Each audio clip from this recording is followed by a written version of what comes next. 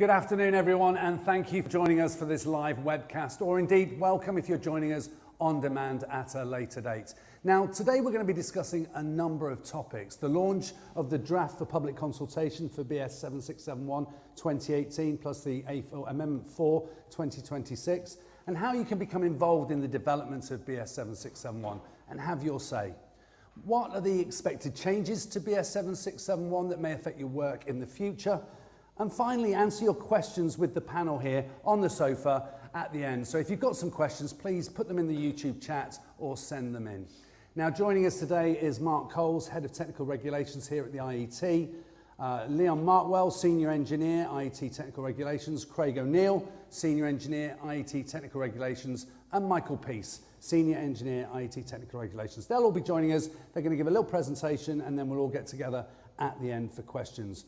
And first up on the sofa joining me is Mark Coles. How are you doing, Mark? Hi, Mark. Yep, thank you. Good to be here. Now, this proposed amendment is very, very quick on the heels, isn't it, of the previous one, which was only published a week ago. So what's going on here?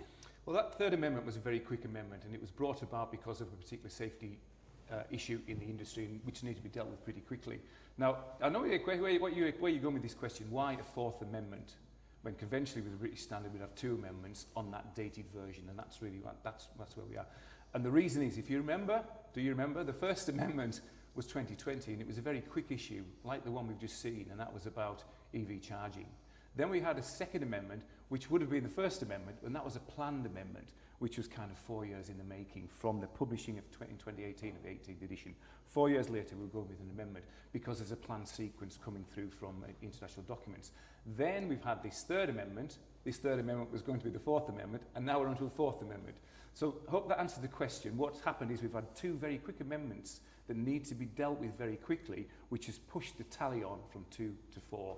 And if there's normally two, do you have to kind of get special dispensation to put an extra couple of amendments in there? You do, because IET jointly publishes BS 7671 with BSI, and this is the JPEL 64 committee. The J is joint. We jointly manage the committee together. And through the agreements and contracts we have, where it's necessary to have a very quick or an unexpected amendment, we then go to BSI and request, could we have permission to move on with a different or a new amendment, please? And it's been yes. We could end up with 10, but you never know. And so how does it really work then? Just tell us a little bit about how the sort of the rules and the regulations and all of the kind of things that come out of these committees, how do they start from the very top? There's an international version and then a European? That's right. Conventionally, what we see in BS 7671 has its origins in IEC, the International Electrotechnical Commission. Now, myself and all of my team members, we're all involved with international committees, and we work to set the standards for the world. Now, we're never going to achieve standardization across the world because, for instance, the states have different plugs and sockets, different voltages, different methods of protection against electric shock, if you like. And because of that, that's why we'll never align with the states. So what happens is the international work goes into our region, which is CENELEC, which is kind of geographically the European region with Scandinavia. And then that's honed for that region because we're on 50 hertz, 230, 400 volts generally, and we have a similar products, BSENs for instance, well, EENs anyway. And those standards come into the UK, and we'll tweak them for local rules, legislation, PME requirements, that kind of thing. And that's what we see. So yes, what we see in 7671 has its origins in IEC internationally, but works its way through. And you talk there of committees. It's not a committee who's sort of in a dark room and sitting around. It's more of a team, isn't it? Of Depends people. what the topic is. Right.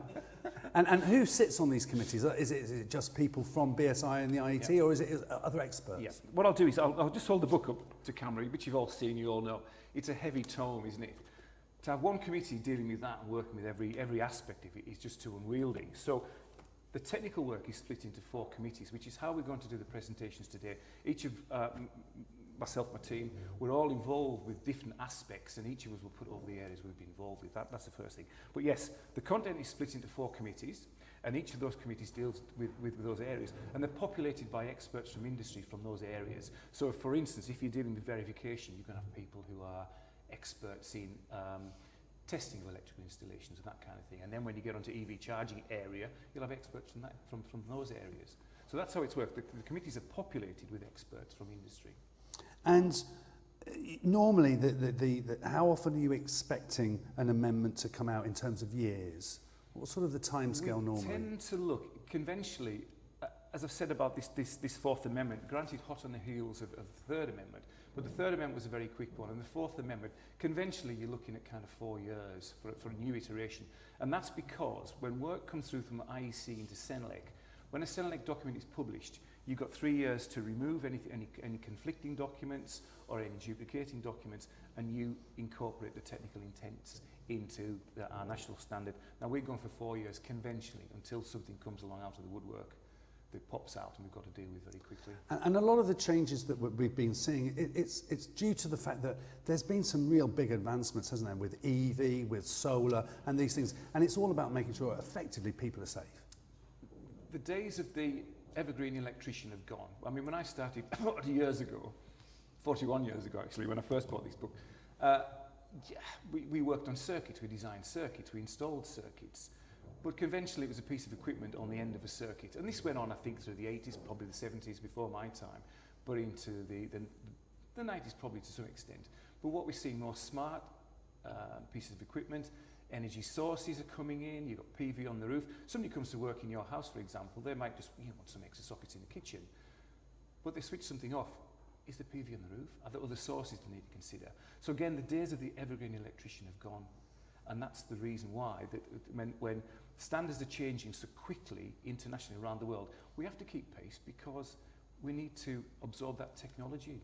Because if we don't, they'll come in through, the technology will appear anyway through importation or whatever, and people will install them. So we need to make sure that we're on top of what needs to be done. And let's have a quick look now at some of the proposed changes to BS 761. What's the process that's going on? So the process that's going on, the DPC, the draft for public comment, is open today. Draft for public consultation, sorry, open today, and it's going to run for 12 weeks and 2 days. The closing date is going to be the Sunday, the 3rd of November. Now, in that time, anyone can go to the BSI website. There's a link on the screen there.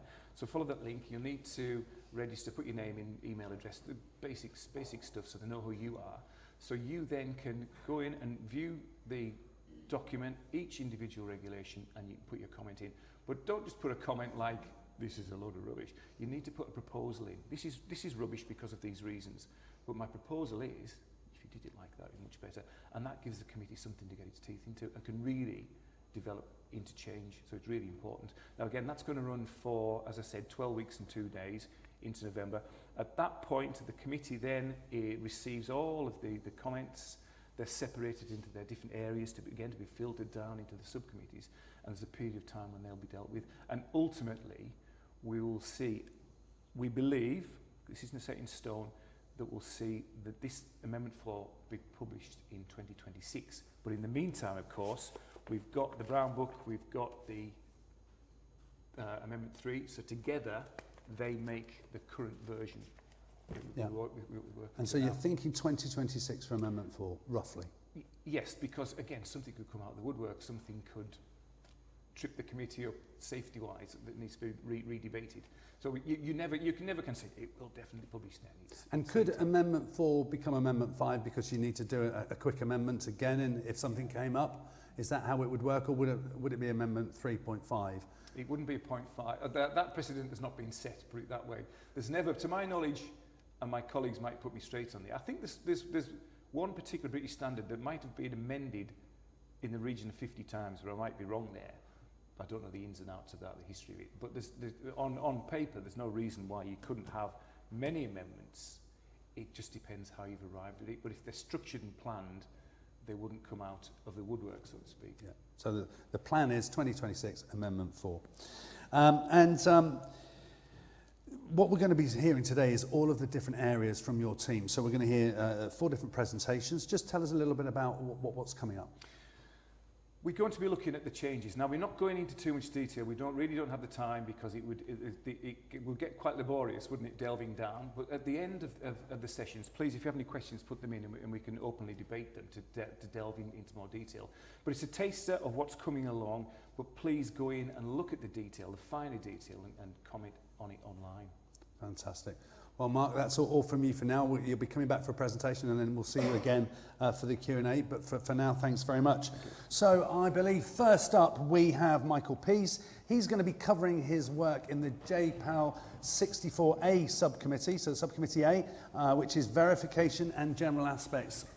Welcome, Michael. How's you? Yeah, good. Thank you very much, Mark. Excellent. Well, I'm going to hand it over to you now. You've got the old clicker for the slides, and we'll speak a little bit at the end. Thank you. Good afternoon, everybody. It's good to be here. So yes, I'm the committee manager for subcommittee A of JPAL 64. It used to be called just verification, but very recently we've took on some additional work, chapter 51 and chapter 54, so we're now called verification and general aspects. But inspection and testing is the main topic that we deal with, so we're the people to blame for changing all the model forms, etc., etc. So, part one, just before we get stuck into part one, I will say that I'm on the international committee working on the international document for this. It hasn't been revised since 2005, so it's well in need of updating. The work's been going on since before I joined the IET, which was 5.5 years ago now, so that's how long it's been going on. We're expecting it, as Mark's just said, you can't say for definite, but we're expecting it to be finished sometime in 2025, so it's likely that that work will miss Amendment 4 and it'll have to go to the next edition. So that's probably why we've not made too many changes in part one. Certainly nothing internationally. There's a few homegrown additions, but nothing internationally. So on the screen there, we're looking at Regulation 132.6, and it talks about the cross-sectional area of conductors. And if we look there, there's a list there of different requirements for temperature, voltage drop, etc. And we've added a new note to the bottom there to say that the items above are primarily concerned with safety, but for economic operation, then increased cross-sectional areas are desirable, is the words that we've used. So that's a very small change that we've made there. Part two, definitions. We've made there's some new definitions for section 716. My colleague's going to talk to you all about that. Chapter 57, stationary secondary batteries. Again, my colleague's going to talk to you all about that. We've got a new definition for supplier. For those of you that remember, as it is currently in the Brown Book, the definition for supplier says seed distributor, but I think we all know that they have different roles. So we've now got a separate role for the supplier, separate definition, sorry. And we've also got a new definition for a PMB earthing system, which I'll touch on in a second. Part three. So what we've got here is talking about TNS earthing systems. What we're really trying to say here is what's already in the ENA documents, and what it really means is if it looks like TNS and it smells like TNS, it might not remain TNS, and if the characteristics of the earthing system changes, then it affects the safety of the installation. So if it does look like a TNS, i.e. you've got a cable sweated to a lead cable, if it's fed from a public distribution network, then make an inquiry to the DNO to say, will this always be TNS? And I can guarantee you if it's from a public network that they won't guarantee it. They like scope so that they can change the network whenever they like. And I think they only carry 3-core cable in the back of the van, so if there's any call-outs, then the 4-core gets replaced with a 3-core, and we've no longer got a SNE system, so that's worth checking. This is the diagram that we've got in the current Brown Book for a PME system. This hasn't changed. I've just put this here just to sort of remind people. If we look on the left there at the transformer is earthed, the star point of the transformer is earthed at the transformer. And if we look at the picture that in the bottom right there, that's the earthing of the neutral point, or the star point if you like, in the spill box of the transformer. And that's usually where it's carried out. So if we look at this diagram, this is the new diagram that we've included, and it's for a PNB system. For those of you working on domestic installations, you probably won't have come across a PNB system, but for those of you that are working in, certainly in industrial, you will have almost definitely come across PNB earthing systems. And what you'll note here is if we look at the source on the left there, the source earth is not at the transformer. This is typically governed by the DNO requirements. So if they can't combine the HV and the LV earths and they need to be separated, the HV earth will be at the transformer, so they can't combine them. So the LV earth has to be within the consumer's installation. And that picture there is the link between the earth and the neutral earth link. What we're saying here is where the earth electrode is installed within the consumer's installation, PME conditions do not apply. Now this will be slightly controversial for a short while, because if you look at the ENA G12.5 document, you'll see that it says that wherever you've got a TNCS system, PME conditions do apply. So if it's supplied from a public distribution network, you're going to be governed by that. But I personally, I'm aware that PMB systems do exist on public distribution networks. I personally haven't ever come across one. I've only ever seen them in private installations where you have control of it. So therefore, it's not as, it's safer, shall we say. So that's PMB. Chapter 51, identification of conductors. There's a new section, which I'm going to come to in a minute, for functional earthing and bonding for information communication technology systems. So this is where these additional conductors have come from, and you'll see there we've got the combined protective and functional earth, which shall be green and yellow, and combined protective functional bonding, which shall also be green and yellow. And then we've got the functional bonding conductor, which should be pink, and there's a note there, number 5, and what that note says is that the functional bonding conductor shall not be green and yellow, it has to be pink. So nice easy one there. Chapter 54, yes, I've not put any of the details on here, but this has come through from the HD. This is not homegrown, this is what we've adopted from the HD. There's lots of new requirements in there for earthing and functional bonding for ICT equipment to do with cross-sectional areas, etc., etc. So for those of you who are working in that area, it's definitely worth a look. We've not had anything specific for that before. And then this is the main area that Subcommittee A deal with. Again, the international document, again, I'm on the maintenance team working on that. So there's no changes to incorporate internationally at this stage. So these changes are just, again, what we've done homegrown, if you like.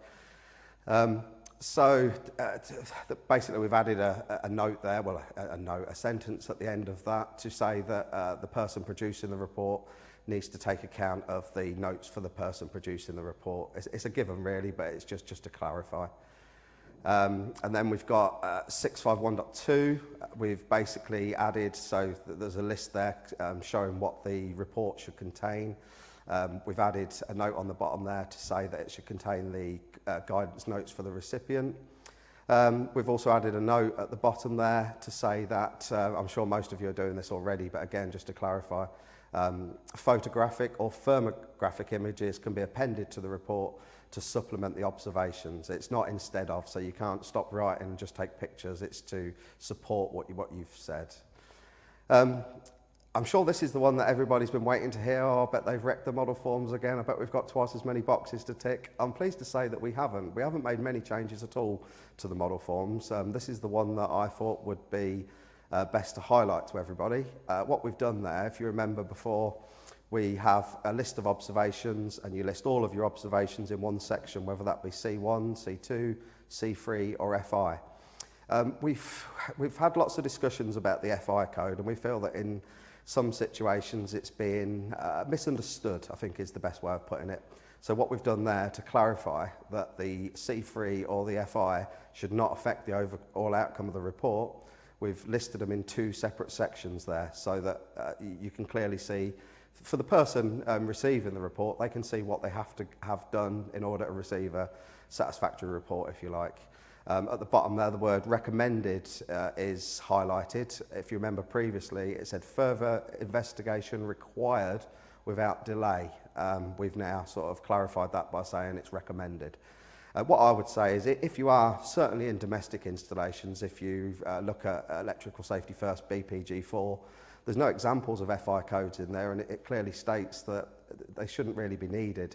What I would say is if you are thinking about putting an FI code on a report, think about it and think whether it is actually an FI that you mean, or is it something that you should be clarifying in the extent of installation covered by the report perhaps, or perhaps the limitations section. That's it from me. Brilliant. So really interesting thing, model forms, you know, so they're the forms that people use when they go out and test things and look at sites, are they? Yes, well, that's why they're called model forms, Mark, because they don't have to use them exactly as they are in the book. That's just the minimum content. So if you're working on a particular sort of installation where half of those fields are not required, you can make your own form without those fields on it. It's just an indication, but from my experience, a lot of people do use the forms as they are, yeah. So it's really interesting there that you've got a couple of changes, but one of those is that recommended word, and that's that you brought that across really well. Yes. And anything further coming out of the areas that you can let us know about, or what you see coming up for Amendment 4? Not for Amendment 4. I think I've covered all of Subcommittee A's, the main parts. There are other parts, but to be honest with you, it's a pretty light touch because the two international documents that we work on are IEC 603-64 Part 1 and IEC 603-64 Part 6, and both of those are under maintenance internationally at the moment. So it's been a little bit of a quiet time at Subcommittee A. That's why we've took on Chapter 51 and Chapter 54, but it's now about to get very busy for us, so we might be giving them back. Brilliant. Fantastic. Well, look, Michael, thank you for joining us. You're coming back for the Q&A in a bit. So thank you for that. Thank you. So next up on the sofa, we have Leon Martwell, and he's going to be covering his work in JPEL B64 in the thermal effects area. You've got your clicker there. Leon, great to have you up here, and over to you. Thank you very much. Yes, panel B, sorry, I call it panel because some of that vintage, they're now subcommittees. Subcommittee B deals with thermal effects, which is cables, cable installation, wiring systems, and cable ratings. And so if I can work the clicker, we'll start with that. The first thing we picked up in Chapter 42, which is one of the chapters we look after, is the Building Safety Act. Now that's legislation. There's a lot of requirements in it which we don't put in the regulations. We don't put in British standards requirements which are legislation. They are obviously have to be obeyed. Standards are for guidance and for provision of requirements. So all we put in there in Chapter 42 is reference to the HRB. Now it's been specified as high risk building. We've tried to explain a bit about what is required in that, but it's still very much down to legislation in Chapter 42, what is required in the longer term, especially as we've got 4 devolved countries in the UK which will have their own requirements. And fire escape routes, again in Chapter 42 we had some problems previously with fire escape routes. We've tried to clarify now what is required for fire escapes in more detail. Requirements for fire escapes exits have been clarified by putting details of cables, cable routings, what can be done, what types of cables need to be used, what types of cables are acceptable and are not acceptable. So I'm sure we'll get some more comments and questions on that, but we've at least got a chance of looking at things in the public comments. There is a small amendment in Chapter 52 which may surprise some people. It was required by the manufacturer's arrangement for termination of cables in the switchgear. For a long time there have been questions about how cables, do they go through one hole, do they go through separate holes, depending on the construction of the switchgear. And we put a note in which was required by the Manufacturers Association. I won't say anything more about it at the moment, but I'm sure we'll get a few raised eyebrows and comments on that.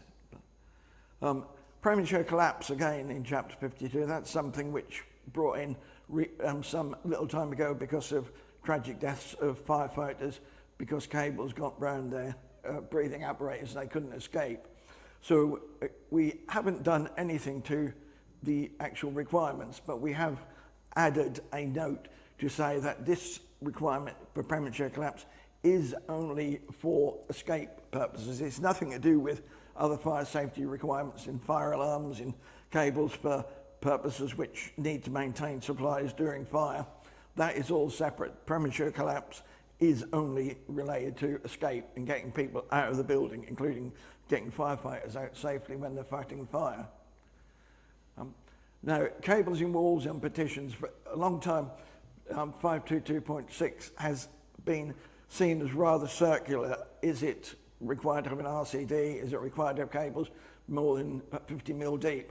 We, with the trade associations, have worked out a tabular form of it, so it's a yes-no type thing. Do you need to do this? Do you need that? Or whatever. We haven't changed the requirements, but we hope we put them into a form which people, especially apprentices, can easily understand. If I've got a chase in the wall and it's only 15 mil deep, it'll need RCD protection on the cables, but if it's 60 mil deep, does it still need RCD protection?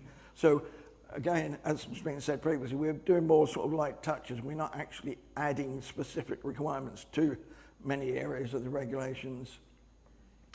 Chapter 56 is one where we tidied up quite a bit. It's supplies to safety services, but now we've got the new Chapter 57, which Mark mentioned previously, on secondary batteries, and there's also revisions over the course of years on things like fire alarms, UPS systems and that. We have tidied up considerably Chapter 56, and so there were a lot of regulations which were in there about UPSs have now been taken out, and you refer to the new UPS standards for that. And Chapter 57 for batteries have gone a long way, but there are still specific requirements in Chapter 56 and 57 for batteries. Now 714, and on the last amendment, you may all remember there was a tragic death of a young guy playing football, and he went to get in the pub car park and he got electrocuted due to a faulty installation. We put a regulation requiring earthing of an RCDs on external lighting, and we've refined that a bit in this regulation, in this amendment, but it is still in there, but it is being detailed a bit more because there were several reasons where people were starting to put RCDs which weren't really necessary. So again, public comment will obviously take a view as to whether we've gone far enough, whether we've gone too far, but it is out there for consideration. And also we have defined to a certain extent the requirements for outdoor lighting. Does it include street lighting? Does it include road traffic requirements, road traffic signalling? And again, these things were always in there, but they were difficult to read, so we've tried to tidy up 714 requirements, what it actually applies to. This is a section which Michael spoke about recently, Power of Ethernet. It's only a short section, but it allows provision for requirements for power to be supplied over the Ethernet system. There's a maximum of 750 milliamps down each conductor, so you're not going to get a great deal of power, but for things like chargers and desk lamps, and a lot of people don't need 30 amp socket outlets at their desk in offices. You can do it all through the IT cabling, and that is what this is expected to provide. A lot of IT systems have already provided this. This is not new technology. We're really rather catching up with older technology, but it's there, and hopefully it will again develop. This is the first time. It has gone out for public comment before, but it's the first time it is in 7671. So we'll see where that takes us. I'm sure, as I say, there's going to be some DPC comments on several of these items. Appendix 4 is the appendix which covers cable ratings. Now, we found there have been one or two typographical errors which we hadn't picked up previously, so we've tidied up one or two typographical errors. But the major thing in Appendix 4 is that we've allowed extra ratings for ducting, for cables in ducts, whether they're together in ducts or separate in ducts, as against cables buried direct in the ground. And that has provided an increase requirements in several cable tables. But I think we've got that right this time. We've picked up where they are necessary, where people use ducts. In a lot of cases, we've had several questions, and so it's right to put it in. But there is always more stuff we can add to this, but buried cables and cables in duct we think is a very useful addition, and hopefully that will be easy enough for people to understand. We've extended several tables to add ducts in as well as normally buried cables. And energy aspects now. I heard Mark asking Michael about things which are going to happen in the future. One thing effectively negative is due to energy efficiency. We did have work in 7671, in 8.1 and in Appendix 17. We've decided to take them out of the regulations because it is such a fast changing area, especially with the new government just being installed and what their policies are going to be, that having it in the wiring regs isn't really a practical proposition anymore, especially as it only gets amended every perhaps 2 or 3 years, or even 4 years. So we have taken them out there. They will go in separate guidance, and the IET does already have guidance notes on energy, and we expect to be able to keep these up to date as guidance and advice rather than specific requirements. And Appendix 13 has been rewritten because we've rewritten some of the requirements within the regulations. We've tidied up the bit about escape routes in Appendix 13 and how escape routes are considered. Now, BS 9991, which is one of the fire safety documents, is also being rewritten, and there are requirements in there which we've tried to align with effectively. And so it shows quite a puzzle there about how do you define an escape route, what do you have in escape routes and such things as that. Now, the requirements in Appendix 13 are only guidance, they're normative information, not specific, they're informative, I always get that wrong. They're informative requirements, not normative, so they are just guidance, as are most of the material in the appendices. And that's it. Well, Leon, thank you very much. Yeah. I mean, there's plenty in there. Just a quick question from me there. You talked about, you're putting out, there's quite a lot of sections there as well that you guys have been looking at. But did we go far enough? Do we need to pull back a bit? And is that one of the whole purposes then of getting the draft of public consultation out there, is to get those feedback from the wider public, the wider users? Oh, it certainly is. I mean, people can comment on the regulations at any time. They just write to JPL 64, but we don't always able to accommodate, and we can't produce a new amendment for every single comment which is made. So it's a matter of pulling a lot of these together. And as you say, sometimes we haven't gone far enough. People say, well, what do you do in this case? What do you do in that case? And some people say, well, we should do this, we should add this or that, the other. So this effectively is a checking exercise for us. Have we got what people want? Do people identify anything else what they want, as well as what we put in the international documents? We have picked up things, as I said earlier, about the chapter 52, the table for cables in walls, and that people are asking, how do I understand this? Because it was circular. Do I have an RCD? Do I have a buried cable? So we've given people what we hope to be a useful assistance. But are they going to be able to use it? Or do they want to use it? We'll see what happens in the DPC on that. It's a great way of people making a difference to their own industry. And it forces people to make a difference. Otherwise, we don't get as many comments as we would like. Yeah. Brilliant. Well, thank you ever so much, Leon. And next up, we're going to be having Mark Coles, and he's covering the work that Stephen Devine does in JPL C, Subcommittee C, in 64 shock protection. Mark, great to have you back. So you're going to cover off for Stephen, who's away at the moment, so you're going to talk about shock protection. Over to you. That's right. Just 3 areas within this particular part. The first is section 536, switching control isolation. Now, this is a note that's gone in, and it's about selectivity. So upstream, where you've got an S-type RCD, now the S-type is the delayed type. The downstream RCD needs to be dual pole or multi-pole, and that's because it needs to switch all live conductors. And by live conductors, it means line and neutral conductors. So it could be multi-line and neutral. And the reason is, if you draw this out, actually, if you just have a single pole RCD downstream of the S-type, it means that you've still got a solid neutral, and depending where the fault is, you could get a circuit and have currents flowing where you don't want them. So that's why we need to have the RCD downstream of the S-type, and that needs to be multipole to switch all live conductors. All live conductors. Don't we get confused between line and live? No, we don't. We shouldn't. So there you are. That's the first one. The next one I'm going to talk about here is in 5364202, and this is about the coordination between switchgear and control gear assemblies within there. Now, what's been called in here is another line, and it's about load curtailment.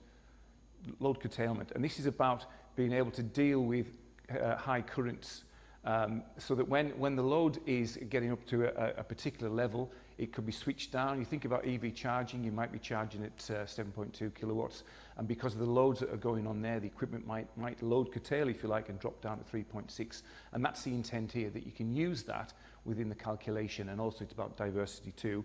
But this has gone in. This is load curtailment within that particular area. It's also repeated, not repeated, but it's also referenced in 722 as well. And the third thing that's gone in that I'm going to talk about is firefighter switches. And you'll see on the screen there that a firefighter switch conventionally in 7671, it was used to see them above shop fronts and where you had neon signs. And of course these neon signs were operating in the high voltage band, we call it. The high voltage is 1000 volts AC and above.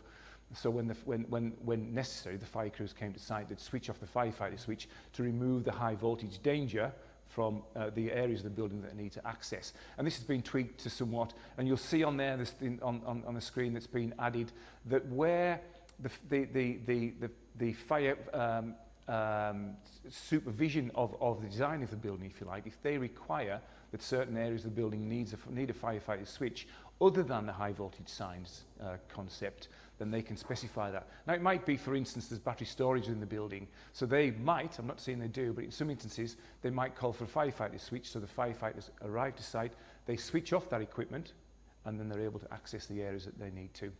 So that is really, very quickly, move on a bit there, that's it. 3 areas that C has been dealing with.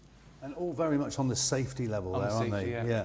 And so, when it goes out to consultation, are you expecting people to look into that who are in those specific areas of that's their expertise and give you some real good feedback? This is it. Again, we're not going into too much detail here because there's far too much detail to delve into, but it's a hint of what's changing and what we'd like you to look at. Because again, it might be something you think that's not very good. We'd like you to word it differently. But yes, it's a prompt. These are prompts for you to go and delve deeper. Brilliant. And who are the kind of people that we're trying to get involved with giving us that information, that feedback? Well, these conventionally designers, because it's one thing having something on paper and scratching their head going, how on earth do I design this? So it might be something not as simple as that, but something along those lines. And then you've got installers. Now, again, I always use small analogies. Somebody coming into your house to add a few extra sockets, they still have to design something. If the design is in their head, it's still a design, and it still needs to be mapped out on the certificate that's issued at the end of the job. But again, it's aimed at designers and installers, and to some extent, specifiers. Brilliant, and a great opportunity to get involved.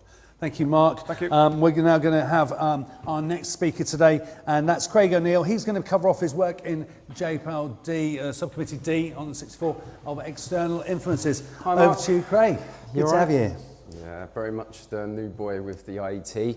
And JPAL-D has changed the most, I think, so thanks for that, guys. So kicking off, first slide, Regulation 551.7.1. It's been redrafted. 2 more indents have been added, C and D. The first one is talking about, using a suitable protective device when you're expecting bidirectional energy flow. Important to remember, Amendment 3 has just happened. Does this still need to be there? So when you're commenting, just bear that in mind. It might not need to be. Indent D is a bit of a reminder, really, that you shouldn't connect a source to the load side of a shared RCD. And the problem is, if you've got a split load board and you've got a source coming in, it's connected by the bus bar at the bottom. So if the RCD disconnects, the other circuits are still energized. For how long depends on the equipment you're using. So that's that one. Next part in 551 is 551.7.2. Now this has been redrafted and split into 2 now. The first part of it requires the generating set to be installed on the supply side of all the protective devices. Second part of it is about the current, the rated current of assembly, and it includes a couple more options than it did before. The customer export limitation schemes that are available, and that could reduce the switchgear sizes. Next up is the new Chapter 57. Anyone installing batteries isn't going to be too surprised with anything in here, but it has to go in the book. So we're not talking about emergency light batteries, we're not talking about fire alarm panel batteries, burglar alarm batteries, those kind of things. It is your home storage batteries. That's what the chapter's about. I've added this in because I think it'll put the hamster amongst the pigeons a little bit. It's saying that these batteries in dwellings, not all buildings, dwellings only, should be installed in accordance with PAS 63100. If you're not familiar with that, it is a free download from BSI. And it's about, you know, where we should site these batteries. Any other building, it's down to the fire risk assessment. 702, we've included hot tubs and pools for religious and ceremonial purposes. Internationally, I think they're called whirlpool spas, is that right? Here, they're more familiar as hot tubs, so it makes sense to call them that. And that's about it, really.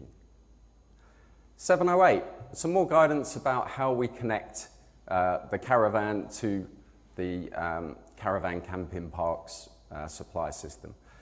And it's about the connecting cord. In the Brown Book at the moment, the H05RN cable to that standard, you couldn't actually get. That's right, isn't it? So there's a new type of cable that you can use, and that should alleviate quite a few problems. Oh, has to be orange as well now. That's another part of the note. 709. Basically, the things that have been added are about reducing galvanic corrosion, or eliminating it, hopefully. And there's some figures in there to help all the different configurations that you might have.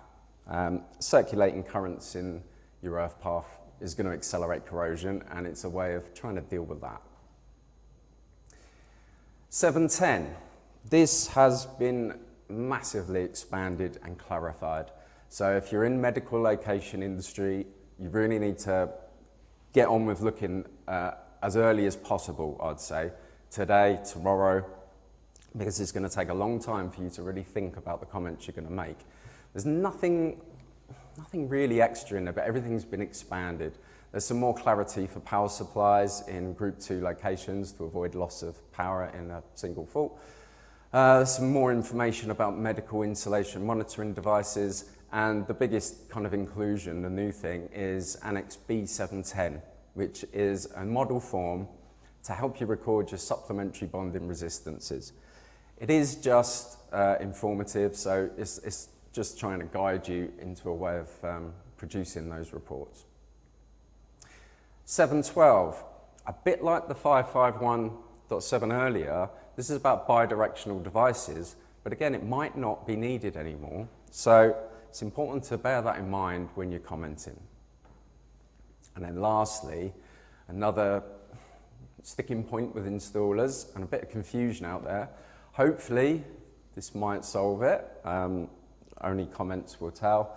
But it's to include the option of an RDC PD conforming to BSIEC 62955.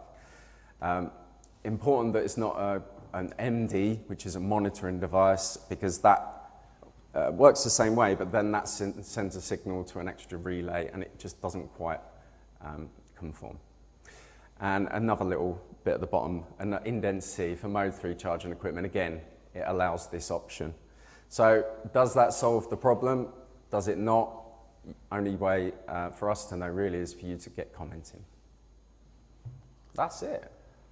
A lot of information. There is. A lot of areas. Do you know what? There's a lot more. I've condensed it as much as I could. So just being the new boy, they've literally given you the biggest area there. Yeah, is that what it is? thanks. Yeah, it's the way it happens. It's the way it happens. Now, just a quick question, asking for a friend. So the new caravan situation there with the cable, it's got to be orange. And is there anything else? Does that mean that people who have got existing, let's say, different colour cables have got to change them? Because will the sites be saying you have to have an orange? The site might. Yeah. Yeah, they might have their own requirements. But in terms of 7671, it's about, is it safe for continued use? If the answer is yes, not necessarily an urgent change.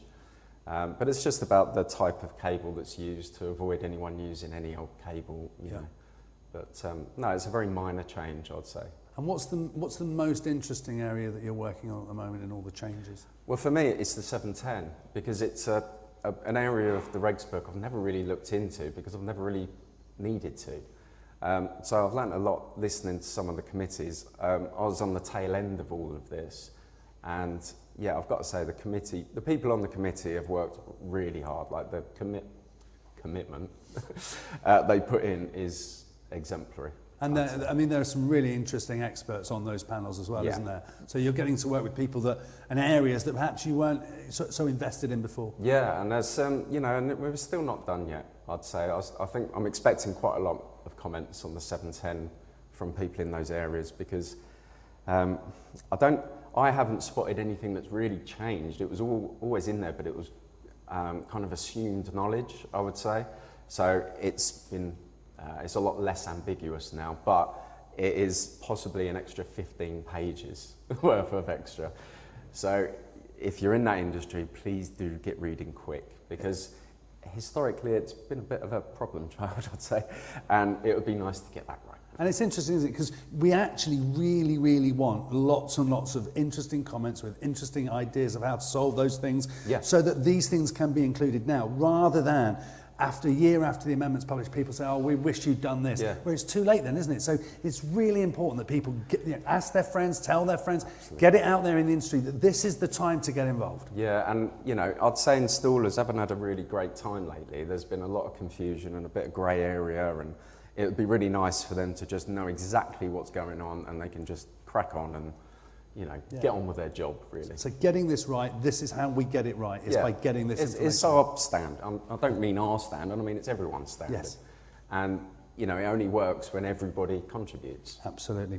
Well, look, Craig, it's fantastic having you on the sofa. We're going to get everybody else up now to answer a few questions. So if you make yourself over to that side, I think Mark's going to take the seat in the middle here. I think we're going to get Leon and Michael over here with me. I'll move into the centre. So while we're doing that, if you haven't sent your questions in yet, get them into us. And we're going to start off here, I believe, with a question that came in on email, which is, and I don't know who I'm going to ask it to, so I'm just going to throw the questions out there and see where they should end up. Give them to Leon. All to Leon. Excellent. Right, so here's the first question. Are there any thoughts towards a separate report for specifically for the installation and testing of EV charge points, EIC/EICR, and more definitive guidance towards inspection and test frequencies of this type of equipment? That's Michael. This is I was going Oh, to say, this has got you all over it, has it? Right, come on then. You've only got 3 minutes. Well, I think to be honest with you, we covered it in our discussion earlier. As I said, these are model forms, and if you're specifically doing EV, you can take the bits that are for EV only, you can make your own form. It's unlikely that we'll produce an EV form, because where does it end? You'll want a PV form, a battery storage form, and love a form. Well, we love the forms, but again, there would be so many that we wouldn't cover them all anyway. In terms of inspection frequencies, I know this has been discussed recently on the IET forum actually. The recommendation is that you inspect the charging point at the same time as the same frequency as you do the building it's installed on, taking account of manufacturer's instructions, because the manufacturer's instructions might say that it should be checked every year, whereas the building you're working in the frequency could be 5 years. So, Brilliant. Thank you. Now, this might sound frivolous, but it's important to a lot of people. There's a lot of talk going on in the chat. How do the colours get decided what colour's next of the book? And is there any thoughts on what the next book colour is going to be? So this is, it's exciting stuff. You caught me off guard there. What's happened in the past, of course, is it's theoretically tried to cover the core conductors, the conductor colours. So there's been a brown, yellow, green, etc. Now, as you probably saw earlier in table 50, in chapter 51, the table didn't have conductor colours. There's another pink gone in, so you never know. So we haven't decided yet. No. Okay, and is that out for consultation? That's not for consultation. Okay, That good. generally hasn't been. Certainly, if somebody wants to comment on it, they certainly can. Excellent, good. Okay, the next one is from Jamie, which is from Actual Electrical Content, I believe, with Jamie Blaketon. Is that right? It says, question: Why are radical changes like fitting outdoor switchgear externally to domestic dwellings, fed from fuses without RCDs, not being recognised by the regulations but being normalised by industry? Does that make sense? Well, that's something I'm looking into right now. I'm in the middle of drafting an article, and there are concerns, I'd say, but it is possible to install them outside to standard. I mean, otherwise they wouldn't make them. But there are definite design considerations to consider, and it could be future work. At this stage, I can't say anymore because I don't know. But I am looking into it. It's not been ignored. and I will be releasing an article as soon as I can. Brilliant. Now we have one here which is there a box to record ZE/RA for both live measured on-grid and off-grid? This is Michael again. Oh, It's me one of again. those, is it? There's not a box for both.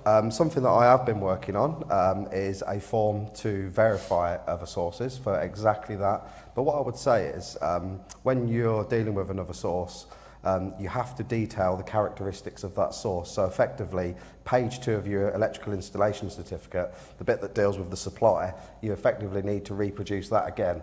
And that will have your well, if it's a battery storage system, it's debatable whether it's ZE or not, but effectively, yes, you'd need to produce another form.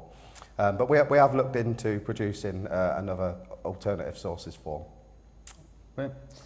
We've got one here which has, do we have plans for a model form on PV installations commissions? Industry has some varied options on this non-standardised area.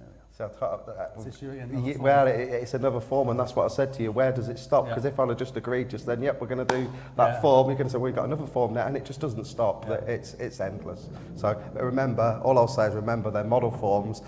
Please feel free to use Excel and make your own forms with the information that you need for your installation. You don't have to use the model forms that are in BS 7671 and put NA in all the boxes you don't use. Sounds like there's a business opportunity. An online form shop for electricians, isn't it? Just putting it out there, guys. Anyway, so we've got one here. Will Amendment 4 be a pink cover? We've covered that one off. Another question, are we getting Chapter 83? Is Appendix 17 Chapter 81 now? Well, Leon answered that with Appendix 17. Yeah. The Appendix 17 is gone. Appendix 17 is gone. Chapter 81 effectively was requirements for energy efficiency, but as we said, it is not a practical proposition to try and keep up with that. So we've just put the minimum notes in Chapter 81. Chapters 82 and 83 effectively are melding with 81. 82 is presumed as installations where you may have your own source, you may be off-grid or whatever. And 83 is only a guidance, it's only a TR, it's not a standard. So it has been accommodated into 82 as far as I'm aware, but it's not really as 83. So effectively everything will be in 82 that we have, and energy will have to come along as it changes over the years. Yeah. Brilliant. I honestly, sitting with you guys, it's amazing. The book is just remembered. Every page of it is just in your brains, isn't it? It's bonkers. Right, what is the caravan park regs in the amendment? So what are the amendments going to be to the caravan park regulations? Just the cable. Just the cable? Yeah. Okay, that's good. I mean, I kind of covered that off, didn't I, for a friend, but I haven't got a caravan, but I've got No, it's just the addition of this other type of cable that you can actually get. Brilliant.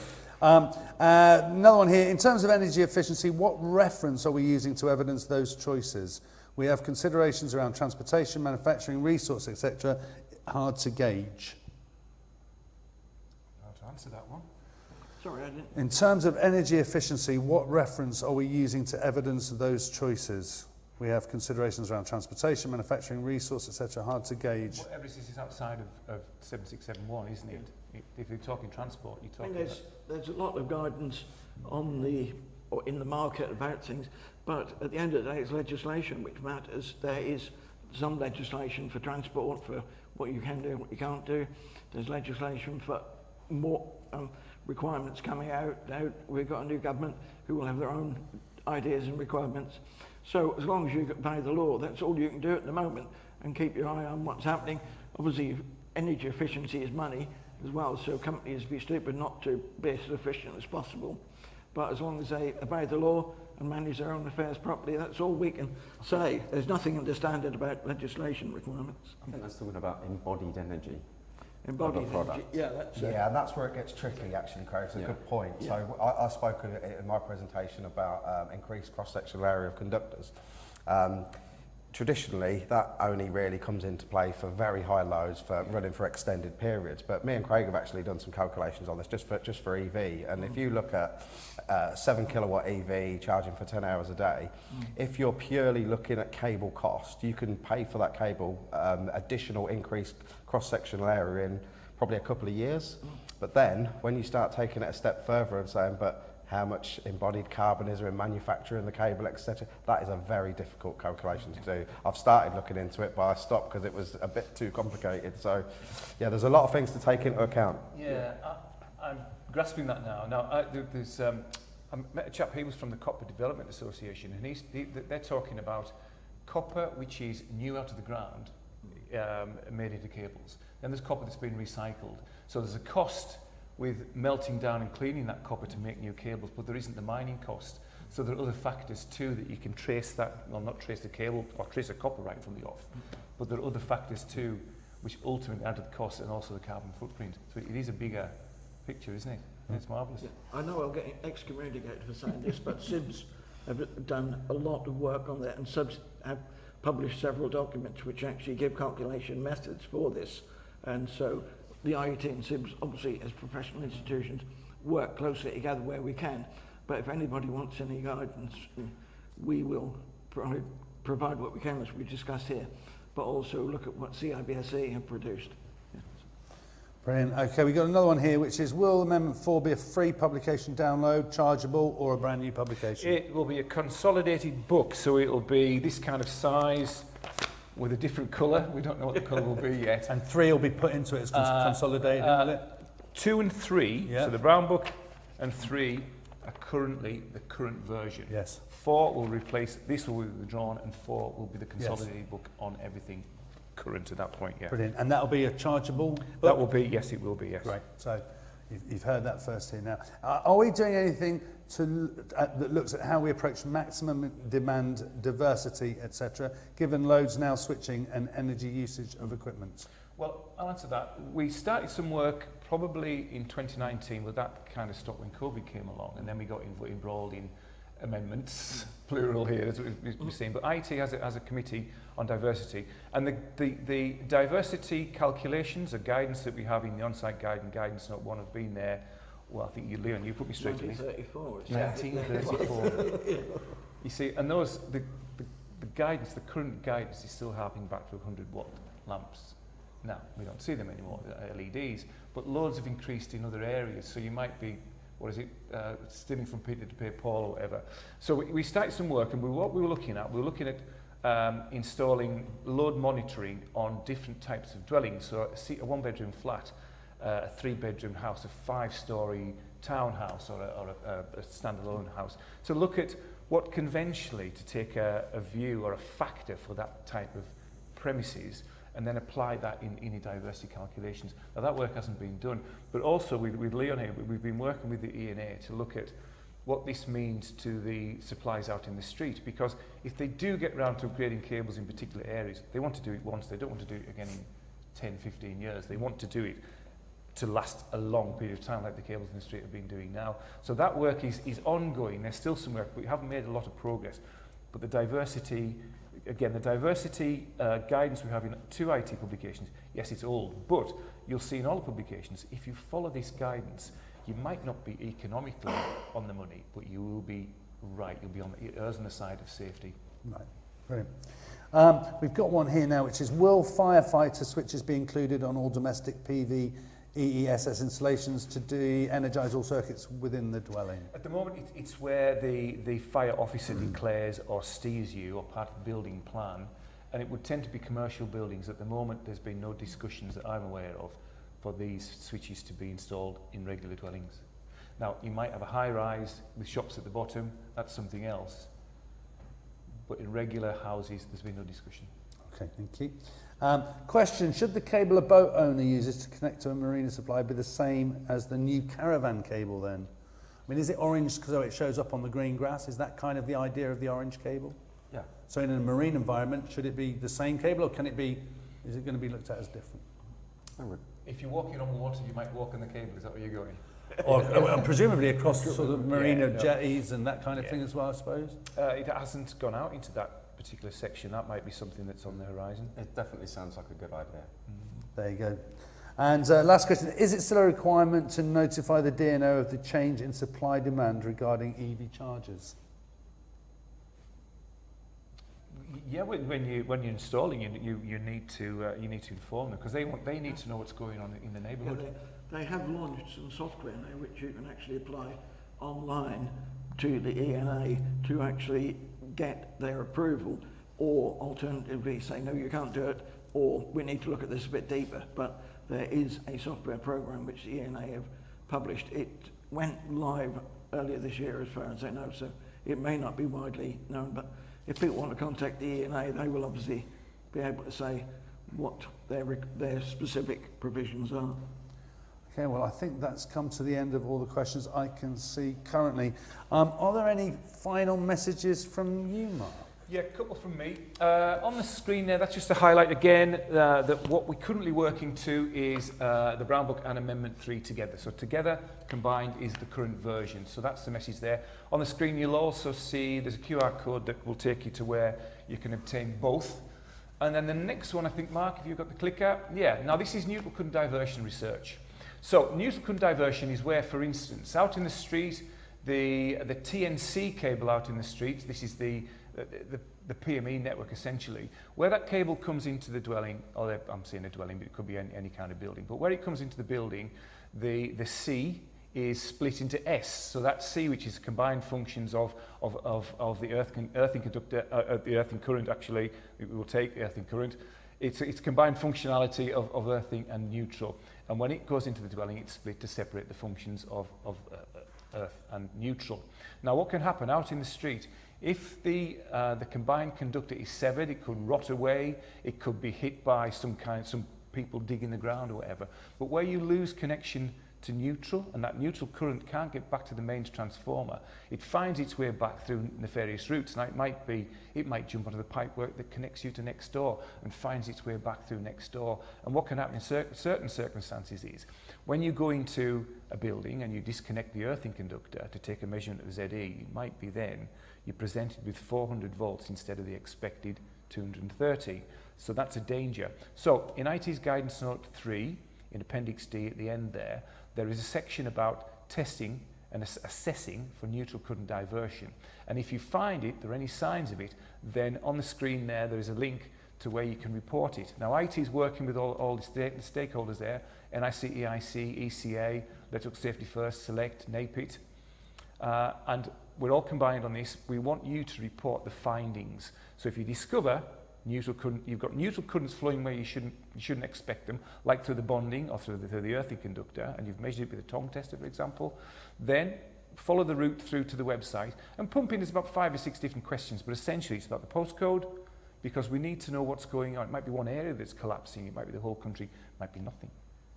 But nevertheless, put the postcode in, put what you found in terms of the current measurement, or perhaps even the voltage, pump that in. There are a few of the questions, there's a field at the bottom where you can add some details if you like. But that goes into a central repository. It'll sit there for 6 months, so I think we're about 4 weeks into it and 5 months to go.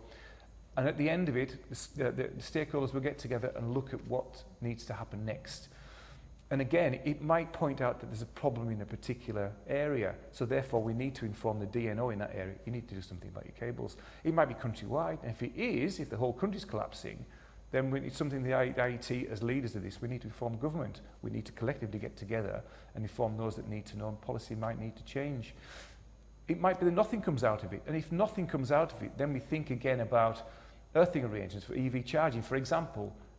Is it really a problem? So anything, we can go in any route on this, but we don't have the data to make those calls and assessments. So we're asking you, if you do discover neutral current diversion, then please report it, and the means is on the screen there. Fantastic. Thank you. Now we're coming towards the end now. We have got a fantastic video to play sort of right at the very end, which is from CEF, who are going live on LinkedIn at 6 p.m. tonight with Mark Coles. And they're going to be launching Series 4 of their popular Tech Talks, which kick off in September in partnership with the IET. So before we see the video, I just want to say a big thank you to Craig, Mark, Michael and Leon. Fantastic presentations and great answers to the questions as well. So thank you to all of you guys. And let's have a quick look. Well, it's a bye from us. Before we go though, let's have a quick look at the video. Hi, right, you're joining us here at our studio, where Mark Coles is going to leave that studio, come to this one. 6 p.m. later on today on LinkedIn, you can join myself, Dave, Mark, talking about those proposed changes that are being discussed now. But also, not just at a live event online, but come to one of these live events. Yeah, we're going to be all over the country. There's the locations for Tech Talk Series 4, where we'll be looking in depth at this Fourth Amendment and what it means, and you get a chance to put your views in across what you think about that as well. We're also looking at emergency fire alarms, battery storage, and emergency lighting. Yeah, lots of changes happening to our industry. So register today, get your place, come and see us at one of these fantastic venues, September through to November. Book quick to make sure you get your place.